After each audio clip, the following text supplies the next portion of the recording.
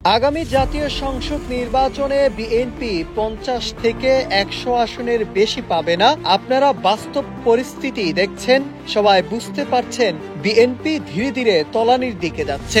জাতীয় নাগরিক পার্টি 150টি আসনে জয়ী হওয়ার সম্ভাবনা আছে বলে মন্তব্য করেছেন দলটির মুখ্য সমন্বয়ক নাসির উদ্দিন পাটোয়ারী।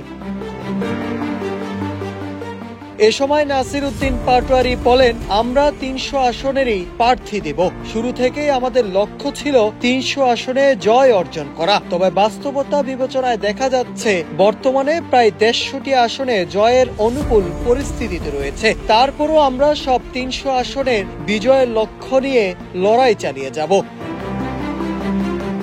বিএনপি ও জামাতের কর্মী, সমর্থক ও নেতৃবৃন্দের উদ্দেশ্যে তিনি বলেন, আপনারা জাতির কথা ভেবে ভণ্ডামি বাদ দেন। আপনারা নির্বাচনের ক্ষেত্রে জুলাই সনদে দ্রুত স্বাক্ষর করুন। এটাকে এক্সিকিউশন লিগ্যাল ওয়েতে নিয়ে দ্রুত নির্বাচন প্রক্রিয়া অংশগ্রহণ করে জনগণকে ভোগান্তি থেকে মুক্তি দিন।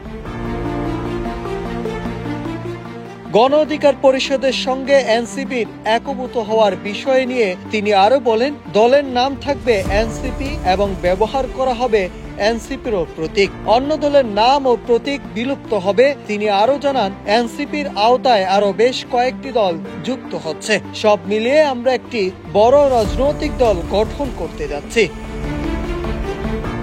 সংস্কার না হলে ফেব্রুয়ারিতে নির্বাচনে এনসিপি অংশ নেবে কিনা এমন প্রশ্নের জবাবে নাসির উদ্দিন পাটোয়ারী বলেন, ফেব্রুয়ারিতে নির্বাচন হবে কিনা সে বিষয়ে এখনো অনিশ্চয়তা রয়েছে। সরকার দৃঢ়ভাবে চাচ্ছে ফেব্রুয়ারিতে নির্বাচন আয়োজন করতে। তবে জুলাই সনদের আইনি দিক থেকে এখনো স্পষ্ট নয়, এর কোনো চূড়ান্ত সমাধান পাওয়া যায়নি।